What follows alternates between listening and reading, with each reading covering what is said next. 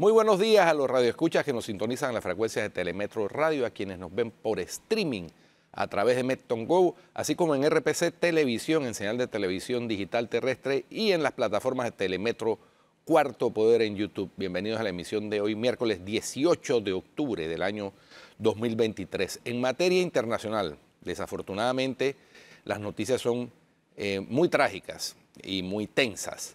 La explosión ocurrida en un hospital en la Franja de Gaza, que ha causado un número indeterminado de muertos, pero son centenares de muertos civiles hospitalizados, ha causado la reacción y el rechazo de parte prácticamente de la comunidad global entera. El canciller alemán Olaf Scholz expresó hoy miércoles su consternación por la destrucción de un hospital en la Franja de Gaza, en el que se presume murieron cientos de personas.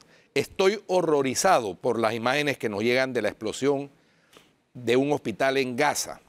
Escribió en la red social X, antiguo Twitter. Personas inocentes resultaron heridas y asesinadas. Nuestros pensamientos están con las familias de las víctimas. Es importante que este incidente se investigue a fondo, agregó el líder alemán. El ataque al hospital Al-Ali en la Franja de Gaza es inexcusable y los responsables deben rendir cuentas, señaló por su parte hoy miércoles la presidenta de la Comisión Europea, Ursula von der Leyen. Las escenas del hospital Al-Ali son horrorosas y angustiantes. No hay excusa para atacar un hospital lleno de civiles. Es necesario establecer todos los hechos y los responsables deben rendir cuentas, dijo von der Leyen ante la plenaria del Parlamento Europeo. De acuerdo con el Ministerio de Salud de la Franja de Gaza, de 200 a 300 personas murieron en el bombardeo, al tiempo que centenares se encuentran bajo los escombros. Israel atribuyó el ataque al lanzamiento fallido de un cohete por parte del grupo Yihad Islámica, otra organización palestina que opera en el enclave de Gaza. Por su parte, el Papa Francisco señaló que las víctimas están aumentando en la Franja de Gaza. Este miércoles en la audiencia semanal en el Vaticano. Por favor, hagan todo lo posible para evitar una catástrofe humanitaria, expresó el sumo pontífice.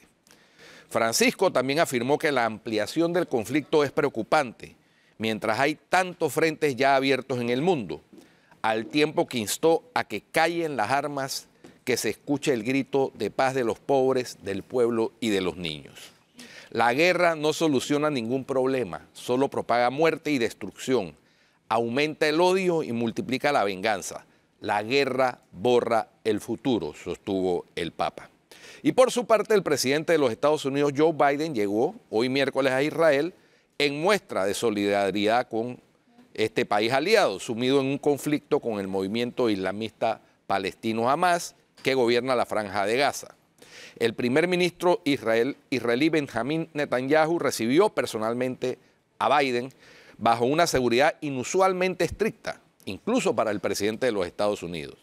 Biden y Netanyahu conversaron brevemente en la pista del aeropuerto Ben Gurión, rodeado por sus guardias, antes de que sus caravanas partieran hacia un hotel en Tel Aviv, donde sostendrán conversaciones.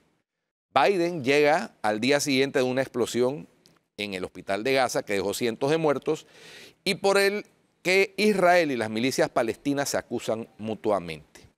Al respecto, Biden dijo hoy miércoles que estaba triste e indignado y que parecía que el ataque lo hizo el otro equipo. Palabras del presidente Biden. Bueno, y por su parte el presidente de Egipto, en otra área vecina al conflicto, Abdel Fattah al-Sisi aseguró hoy miércoles que los ataques que Israel está llevando a cabo contra la Franja de Gaza no son solo un acto militar contra Hamas, sino también para empujar a los civiles palestinos a migrar a Egipto, y advirtió que en ese caso la península egipcia del Sinaí se podría convertir en un objetivo de operaciones militares de Israel. Vemos lo que está pasando ahora en Gaza y no solo es un acto militar contra Hamas, sino un intento para empujar a los habitantes civiles a migrar a Egipto. Estoy hablando a todos los que les interesa la paz en la región, que esto no es aceptable para nadie, aseveró el mandatario egipcio en una rueda de prensa conjunta con el canciller de Alemania, Olaf Scholz, que está de visita en el Cairo. Egipto, que tiene frontera con Gaza, teme un éxodo masivo de los palestinos de la franja después del ultimátum de Israel para que se desplacen forzosamente los que viven en el norte del enclave hacia el sur, en la zona donde se encuentra el paso fronterizo de Rafah. Desplazar a los ciudadanos palestinos de la franja de Gaza al Sinaí simplemente significa que la idea de la resistencia y la lucha de Gaza estará en el Sinaí. Por lo tanto, el Sinaí será una base de operaciones contra Israel. Y en este caso, Israel tendrá el derecho a defenderse y dirigir sus ataques contra el territorio egipcio, afirmó el mandatario. Al-Sisi aseguró que si le pido al pueblo egipcio que salga a la calle, habrá millones para apoyar la posición de Egipto. Y recordó que la opinión árabe es sensible a la causa palestina, que es la más grande de todas las causas. También sostuvo que no fue el Cairo quien cerró el terminal de Rafah, fronterizo con Gaza, sino que la ayuda humanitaria está allí bloqueada debido a los bombardeos israelíes. Al-Sisi aseveró que si los palestinos de Gaza se desplazan a Egipto, también habrá un acto similar de los palestinos en Cisjordania hacia Jordania, por lo que la idea del Estado palestino ya será inaplicable.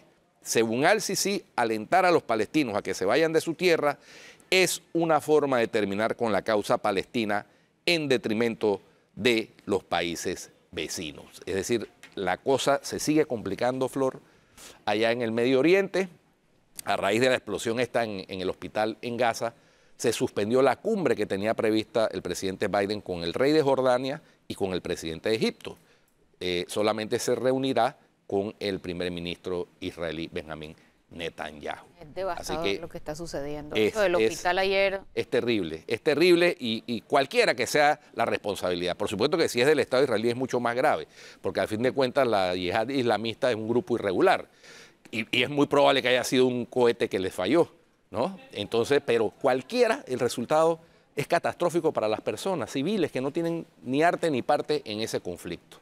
Es terrible y ojalá el llamado del Papa Francisco a la paz y a que se silencien las armas, por utópico e ingenuo que parezca, tenga efecto. Por cierto, ha llamado a un ayuno y a una meditación por la paz, creo que el próximo 27 de octubre, donde se van a juntar todas las religiones para lograr esa convocatoria de llamado que hace el Papa Francisco, líder de la Iglesia Católica, Apostólica y Romana.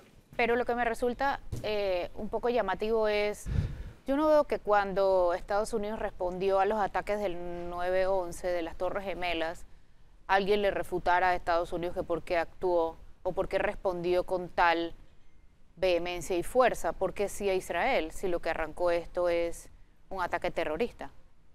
Sí, no, son circunstancias históricas distintas. Son distintas. Son circunstancias históricas distintas. Son distintas. Una cosa es, también son ataques de diferente naturaleza. Una cosa no, ataques terroristas. Los dos fueron ataques terroristas. Sí, pero no es lo mismo secuestrar aviones y estrellarlos contra una torre, la torre más emblemática de la ciudad de Manhattan. El 9/11 tuvo un impacto mundial. O sea, se vio cuando el avión chocaba contra la torre. En vivo. En directo, fueron circunstancias y contextos históricos distintos. Pero ¿cómo debía responder Israel? Además, hay que ser claro, la forma en que respondió mediáticamente Israel no fue la correcta. Estamos hablando no utilizó bélico. Los recursos, sí, pero dadas las realidades de los medios y la tecnología en esta época, la forma en que respondió Israel no fue la correcta. ¿Cómo debió responder Israel? Quizás su respuesta no debió... no tanto es cómo respondió Israel, sino cuál fue la reacción de Hamas. ¿Cuál fue la reacción, por ejemplo, de los grupos islámicos en el mundo? ¿Cuál fue la reacción, analiza, del bloque soviético en el mundo y todos los satélites alrededor de ese bloque ya no soviético, ruso en el mundo?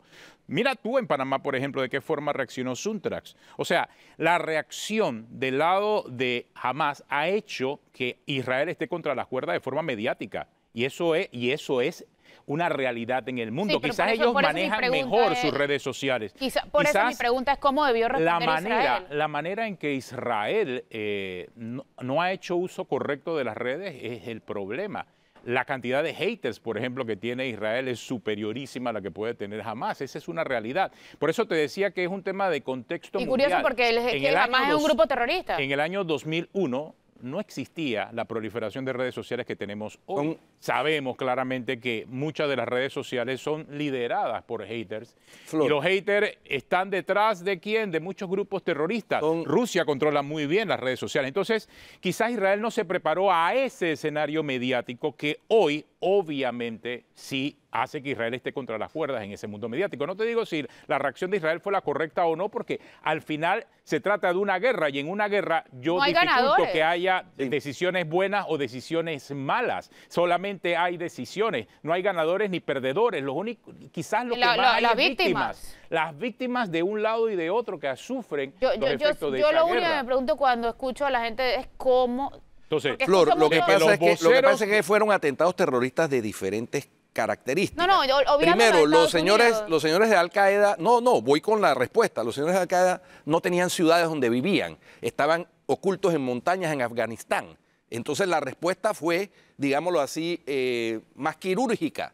Si bien hubo una reacción, y además nos cambió la forma de, por ejemplo, de transportarnos en aviones y de la seguridad en los aeropuertos a todo el planeta.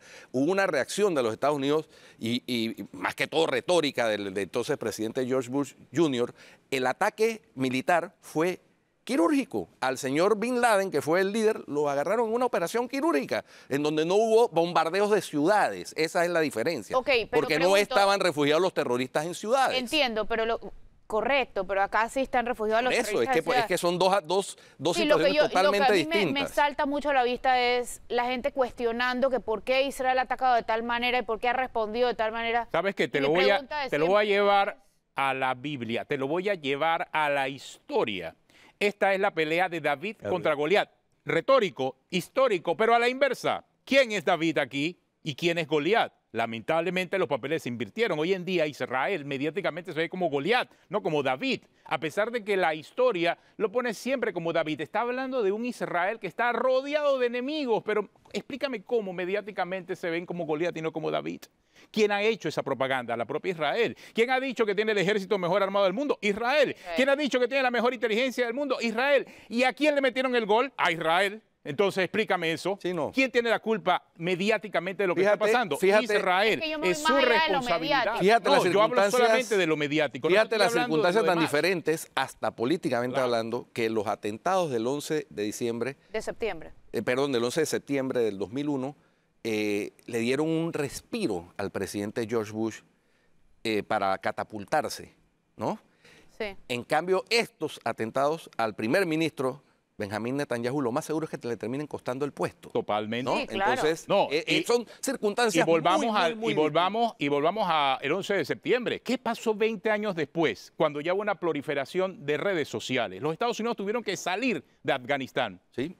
Tuvieron que salir de las áreas que supuestamente eran producto de esa guerra que duró 20 años, 2 décadas. ¿Por qué? Por la presión internacional, el mismo efecto, David contra Goliat. O sea, es un asunto histórico, bíblico, si quieres verlo así. O sea, la historia de David contra Goliat, adivina quién ganó. Ganó David. Aquí está pasando lo mismo. Y estamos hablando del plano mediático específicamente, porque estas batallas en lo político, en lo militar, ahora no solamente se lidian en la parte real o en el mundo real, sino también en el mundo virtual. Y muchas veces ese mundo virtual tiene un peso específico dentro de las decisiones geopolíticas que se van tomando. Entonces, eso es una realidad que está afectando a los países, a las naciones, y creo que es un ejemplo a seguir de aquí en adelante para prepararse también en el mundo virtual, en donde todos sabemos que Rusia tiene mucha influencia. Es obvio la influencia que tiene Rusia en el mundo virtual. Un indicativo de lo que está diciendo Atenógenes es, por ejemplo, ayer con la explosión lamentable en ese hospital en Gaza. La reacción mediática al principio fue señalar a Israel. Exactamente. Ya después se ha sabido que no fue Israel. Bueno, Pues, pero por las evidencias indican que fue... Por eso te digo. Por eso, que yo me voy más allá de lo mediático. porque es por lo que indica Atenógenes. Sí. O sea, el malo de la película, desafortunadamente, por todo lo que indica Atenógenes, el malo, o sea, la gente siempre está con el débil, ¿no? Tiende a estar con el débil.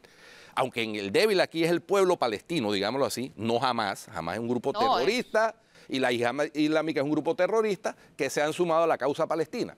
Pero cuando las víctimas son los pacientes de un hospital, la gente tiende a solidarizarse con el débil y es natural. Y es un tema mediático. Inicialmente culparon a Israel. Yo también pienso que es una tragedia. Sí, claro. Obviamente lo ocurrido en el hospital, por supuesto, haya sido quien haya sido.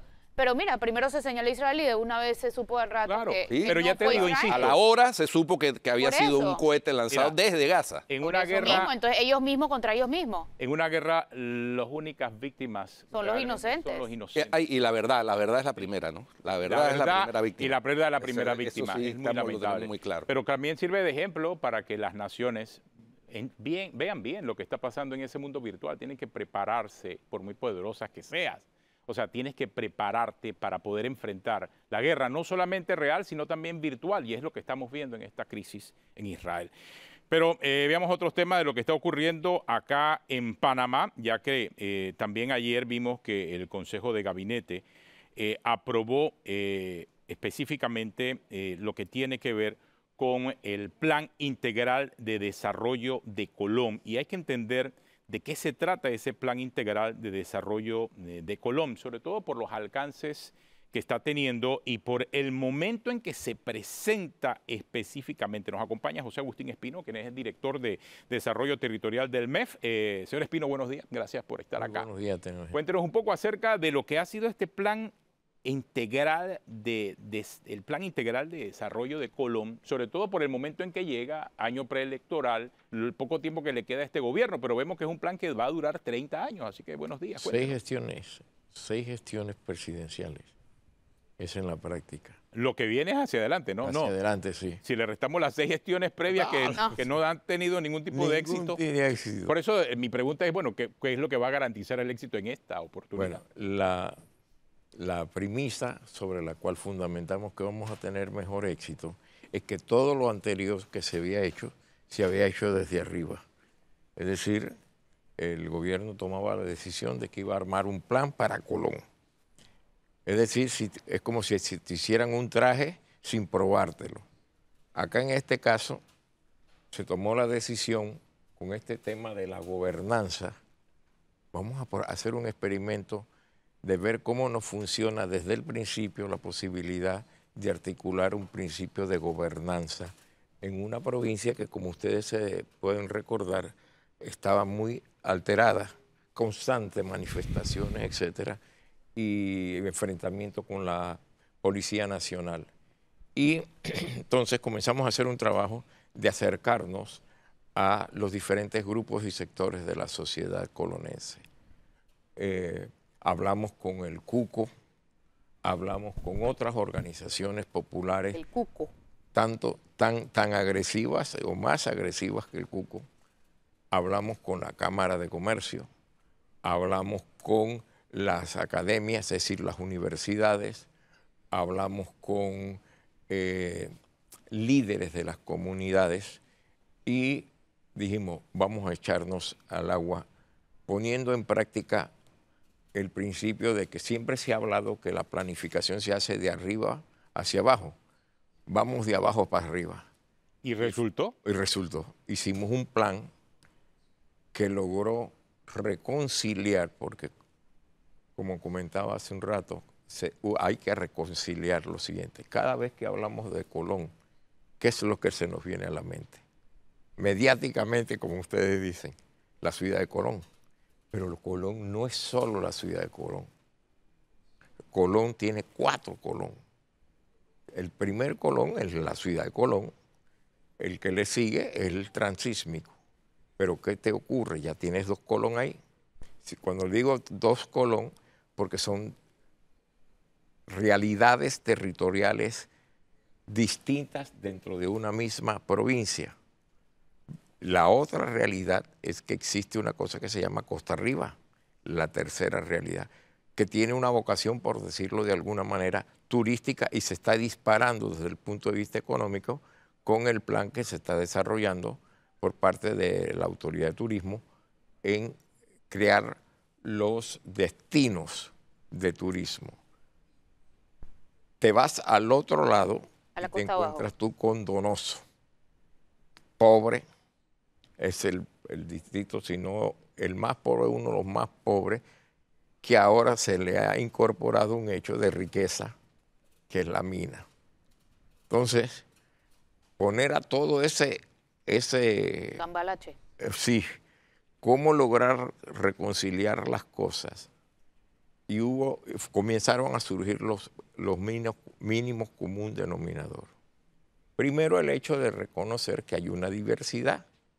En Colón tenemos un conjunto de etnias, razas que están en la provincia, que están interactuando culturalmente de distinta manera.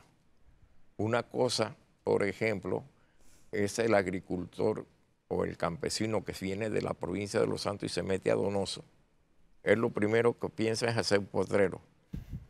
Sin embargo, los de Donoso, como son afrodescendientes, ellos están pensando en sembrar plátano, etcétera, no tocan la naturaleza. En la ciudad de Colón. Pero ¿cómo hicieron para alinear todas esas fuerzas? Porque Bueno, ahora he quedado negociación. pensando ¿Y en qué eso. consiste el plan al final? Al final Ya sabemos que hay 4 colones y que tienen algunas cosas en común. ¿En qué consiste el plan de desarrollo a 30 años?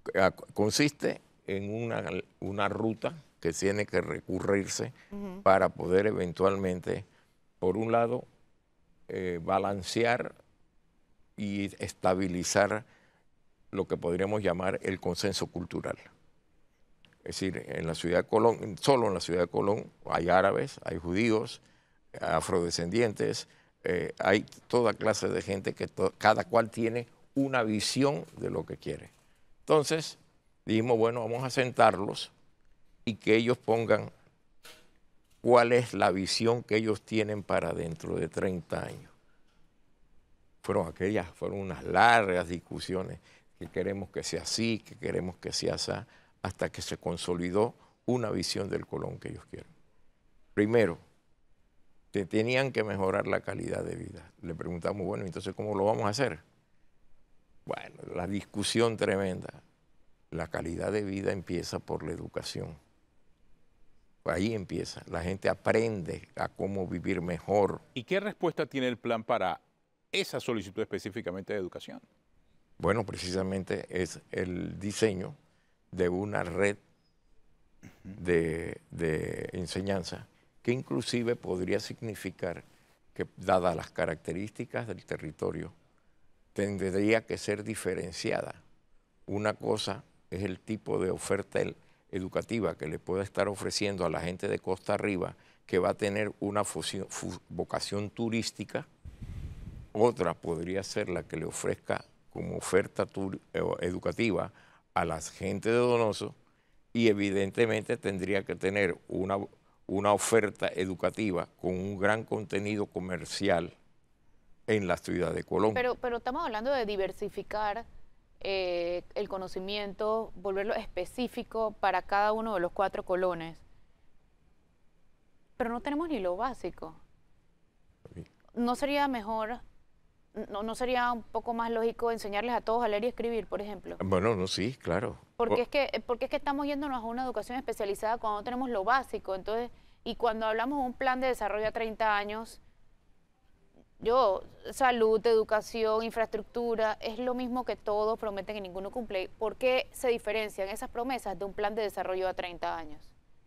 ¿En función de la infraestructura o...? En general. En general. Bueno, es que Por ejemplo, educación. Pues, estamos yéndonos a algo más avanzado, pero en lo básico no cumplimos ni los estándares mínimos. Bueno, pero es que tenemos que saltar eso. Es decir, ese hay un reconocimiento, sí, es cierto. Hay que empezar por sincerarnos. Es decir, si dejamos esto en manos de los políticos, yo soy técnico. Si dejamos esto en manos de los políticos, no hay forma de cómo se sinceren. Cada quien va a plantear una realidad conforme a lo que le conviene. Hay una realidad objetiva, hay una disparidad grave, seria, en el nivel de conocimiento de las personas en Colón, particularmente de habilidades técnicas o para efectos de poder desempeñar. No estamos pensando en que sean médicos solamente porque tienen la oportunidad de llegar allá, pero que puedan tener la oportunidad, la base de poder hacer algo para ganarse la vida, de manera de poderlos sustraer de ese submundo que se vive en las calles. Ahora, ¿y cómo hacer para que el gobierno que gane en la próxima elección siga el plan? Porque los 6 que vienen. Sí, porque es que cada gobierno trae un librito distinto. Esa es una gran pregunta, una excelente pregunta, porque ahora vamos a los compromisos de Estado. Ya es una ley de la República. Bueno, ha habido otras. Sí, estamos de acuerdo. Se pretende, en función de las aspiraciones del presidente Cortizo, de que esta ley consensuada como producto de un diseño, de un plan que viene de abajo hacia arriba, de la gente hacia el gobierno, tenga el respeto necesario. ¿Cómo podría chocar el plan de desarrollo integral de Colón en la parte del turismo y del desarrollo del turismo medioambiental, ecológico, etcétera, con el desarrollo de la mina que también está en el área de Donoso? Esos son los dilemas que hay que ir resolviendo, porque cuando se inició el proceso de formular el plan, ya la mina estaba funcionando. Entonces lo que se está tratando de hacer es mediante instrumentos de ordenamiento del territorio, poder establecer los espacios en donde se pueden hacer qué cosas conforme al tema ambiental, sobre todo en que tenemos una enorme incertidumbre de que la forma como se comporta el cambio climático en la costa atlántica es distinta a como se plantea acá. Nosotros hemos tenido una dificultad muy grande porque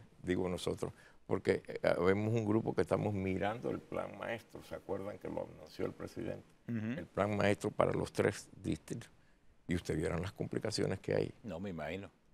Bueno, muchas gracias por acompañarnos, señor José Agustín Espino. Oye, una anécdota. José Agustín Espino es un técnico que tiene años de estar ahí. Eso hay que reconocerlo. ¿Cuántos años lleva ahí? ¿Qué? ¿Cuántos años lleva? Bueno, casi como 30. Sí, o sea, fuera de cámaras, él ha visto muchos planes. Fuera de cámaras le recordaba que en el 2001, cuando teníamos el tema de la coordinadora campesina contra los embalses y el proyecto, a mí yo estaba en la Defensoría y me tocó varias reuniones con José Agustín para abordar el tema. O sea que él bueno, desde ahí viene la capacidad negociadora. Tú sabes que eso fue negociado. No, y antes de eso, todo el proceso de recuerdo de lo que hoy en día es las áreas revertidas, el área de bienes revertidos. Nos recordamos también el trabajo que usted realizó. Un técnico con mucha experiencia y un técnico además, no es político. Y creo que puede tener la capacidad de, quizás, si él lo lidera, llevarlo de un gobierno a otro, por lo menos de este al próximo. Por lo menos vamos a ver, ¿no? Dos más. Dos más. No seas así, oye. No, miren. Les quiero ¿Quieres? algo interesante.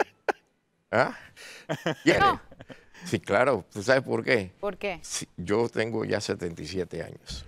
2 más, oye, 2, 3. Entonces, no 2 más, bastantes más. Claro. Porque si yo me siento... Esa es la actitud. Es la actitud. Si yo me siento, me muero.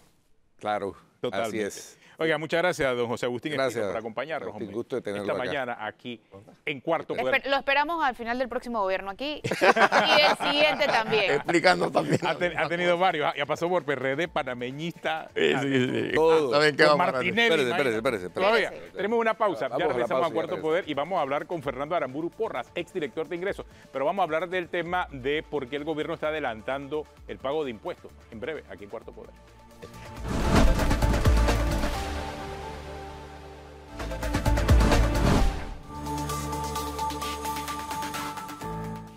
Continuamos aquí en Cuarto Poder.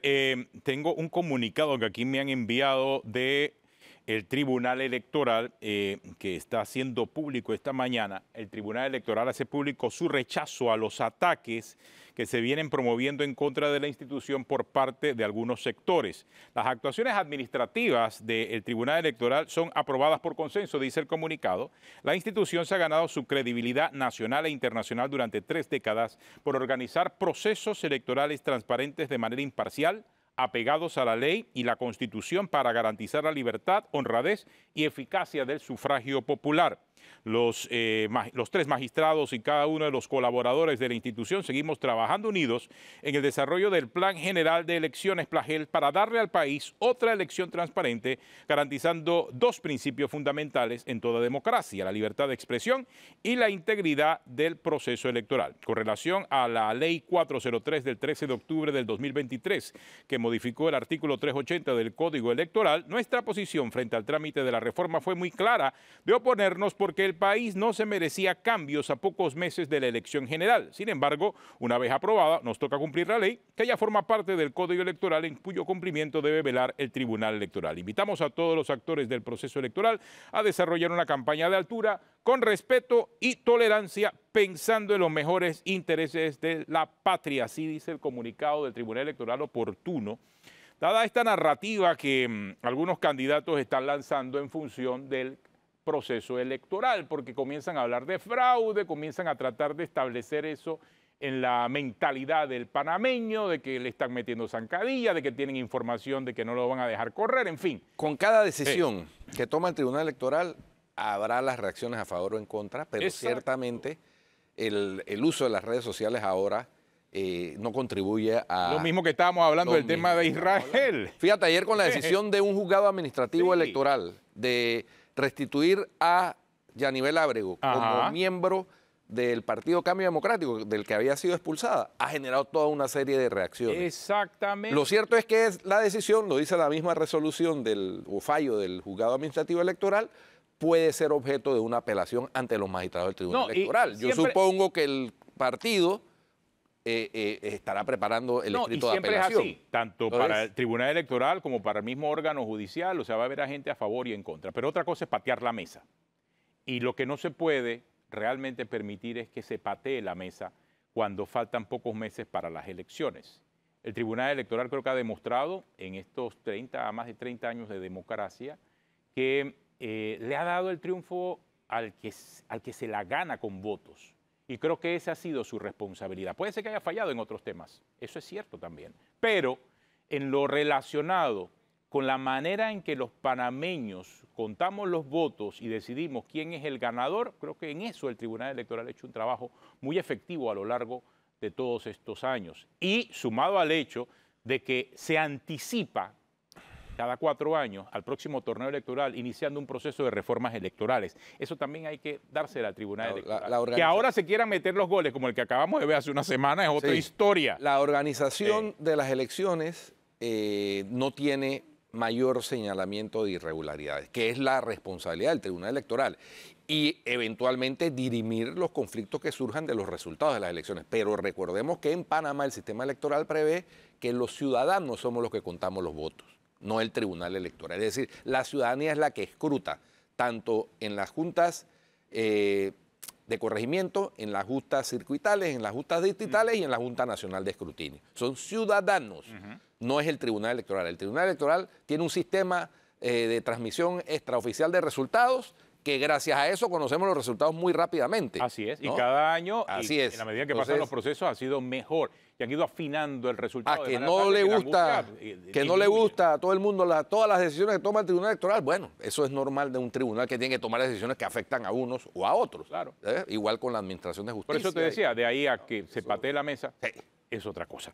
Pero bueno, vamos a conversar con Fernando Aramburu Porras. Está con nosotros esta mañana, exdirector general de ingresos. Está con el grupo de Lombana, pero creo que es importante lo que usted pueda opinar, señor Fernando Aramburu Porras, sobre lo que está haciendo el gobierno de adelantar el pago de impuestos del próximo año. No sé, una medida quizás poco ortodoxa, diría yo, para un año preelectoral. ¿Qué piensa usted, señor Aramburu Porras? Buenos días. Buenos días a todos. Gracias, Arte, Guido. Bueno, miren, si fuera un año común y corriente, esto sería una medida más para poder poner al día a los contribuyentes, incentivarlos a ponerse al día y pues de paso recaudar algunos ingresos adicionales. Lo hemos visto en el pasado, no es nada que sale de lo común. Sin embargo, no estamos en una situación común. Estamos en un año electoral. Tenemos un presupuesto el próximo año seriamente cuestionado por todos los expertos, no por nosotros, los que nos agitamos de la vida nacional, sino por las casas calificadoras, por los bancos, por los expertos internacionales. Es un presupuesto que está inflado. Lo hemos dicho, estimamos que está inflado en 4.000 millones de dólares. Un presupuesto de 32.500, cuando durante los últimos 7 años los presupuestos habían aumentado 300, 400 millones por año. Este año vemos un aumento de 5.000 millones. O sea, ante ese panorama, vemos un patrón de conducta que llama la atención y que preocupa. Vimos el año pasado el swap de los intereses con el objeto de cumplir con la ley de responsabilidad fiscal, que fijaba un déficit máximo del 4%. El gobierno se dio a la tarea de hacer todo tipo de artimañas para poder cumplir. Un swap de intereses, ¿qué significa? Que intereses que tenían que pagar en el año 22 lo pasaron para el año 24 y 25. Posteriormente, y postergaron la fecha de cierre de la recaudación de impuestos a mediados de enero. O sea, toda la recaudación que se paga los primeros 15 días de enero, que son importantes, porque ahí se paga el ITBMS, se paga cualquier impuesto sobre la renta que haya dejado de pagar durante el año pasado. Es decir, ahí hubieron 200 o 300 millones más que se recaudaron y que se contabilizaron como el año 22. O sea, ya vamos en 500 millones. Ahora, ¿qué se pretende hacer?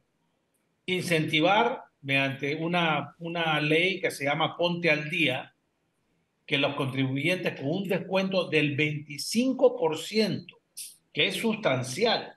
O sea, imagínense la tasa de retorno y el costo para el gobierno.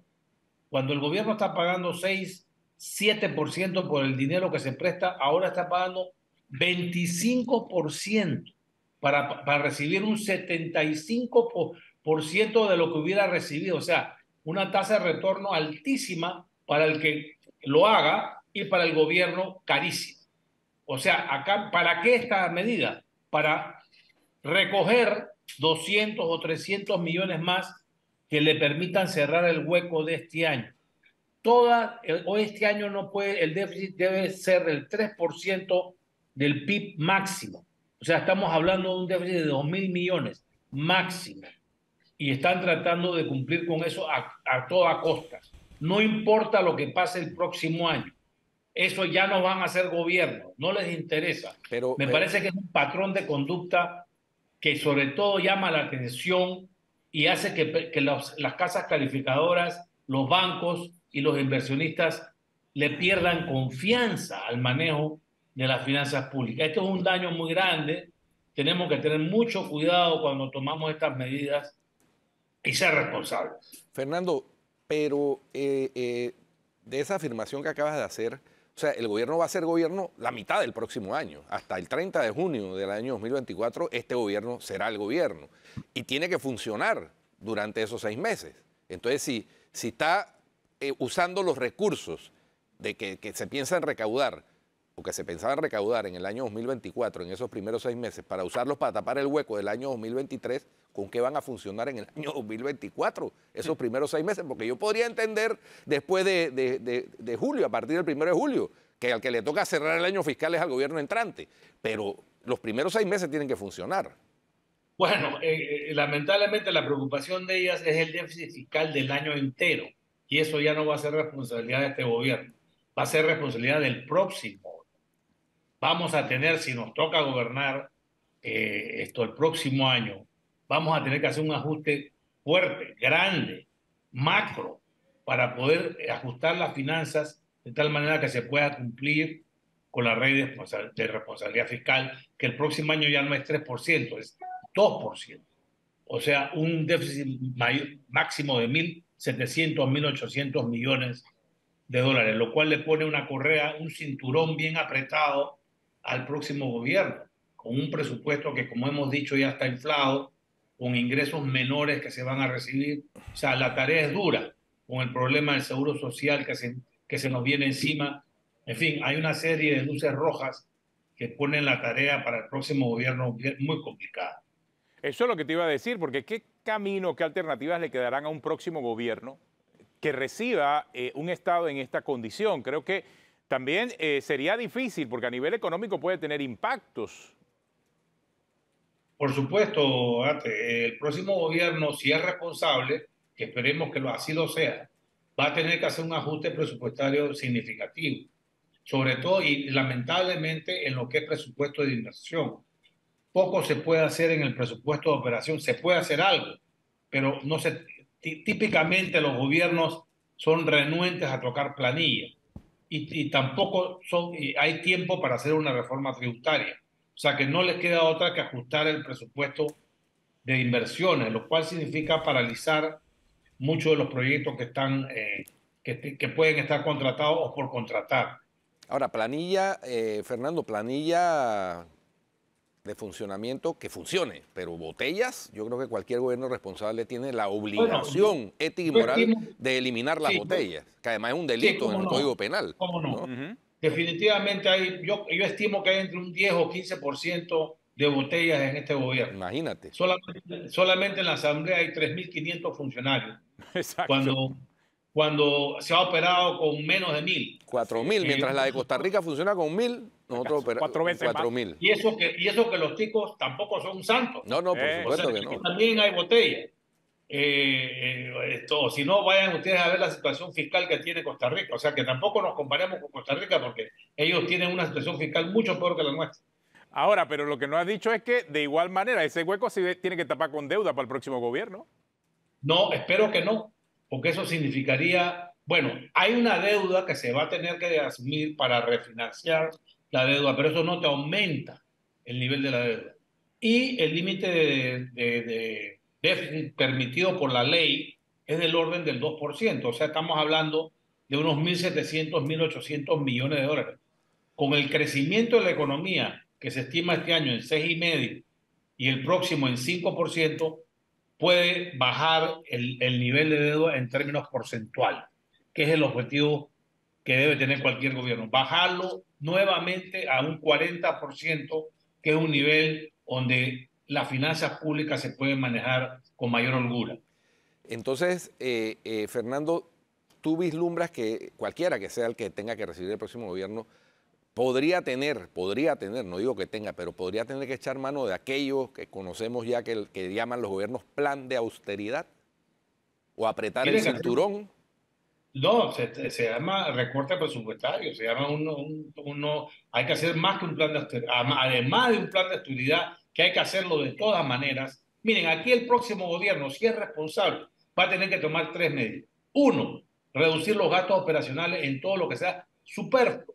Hay una gastadera, una cantidad de vehículos, una cantidad de viajes, viáticos, botellas, etcétera, etcétera. O sea, el gobierno malgasta el dinero.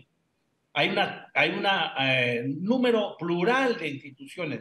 Imagínense, cuando yo fui ministro de Economía, había 60 instituciones del Estado. Hoy en día hay 95. O sea, hay duplicación de funciones.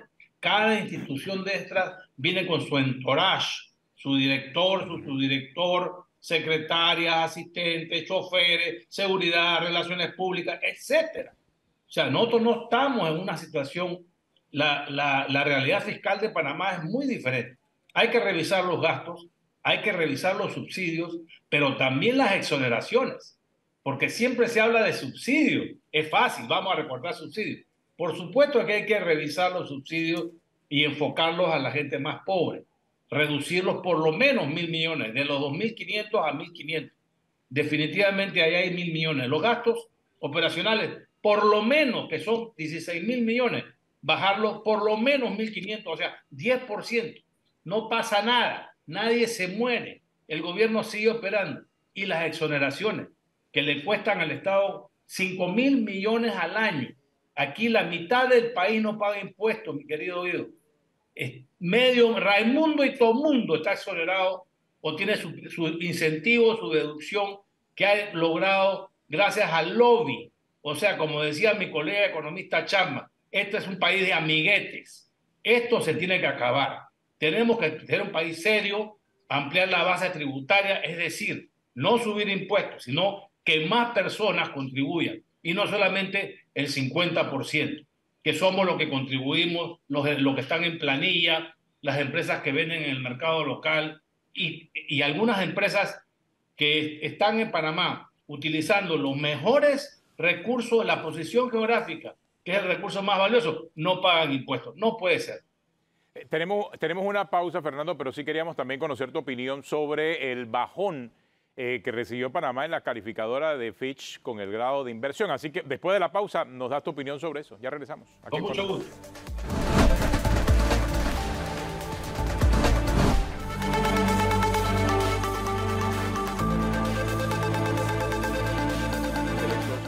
Fernando, queríamos conocer tu opinión, bueno, sobre dos temas, porque Guido también trajo a colación ahora el tema de lo que pasó ayer con Europa, Guido. Sí, nos dejaron en la lista. No solamente Fitch Rating nos bajó la perspectiva de estable a negativa, algo que ya había hecho otra calificadora de riesgo anteriormente, pero o sea, ya son dos, sino que Europa nos mantiene en la lista gris de países considerados paraíso fiscal. Entonces, ¿cómo esas dos situaciones afectan a Panamá? Y efectivamente van a afectar de alguna manera la manera en que van a encontrar los próximos gobernantes el estado de cosas en el país. Se nos fue el volumen. Revisa el micro. Sí, ya, ahora sí te escuchamos. Sí, bueno, mira, también hemos tenido una buena nota con el Fondo Monetario Internacional que nos subió la estimada de crecimiento al 6%. O sea, no todo es negativo para Panamá.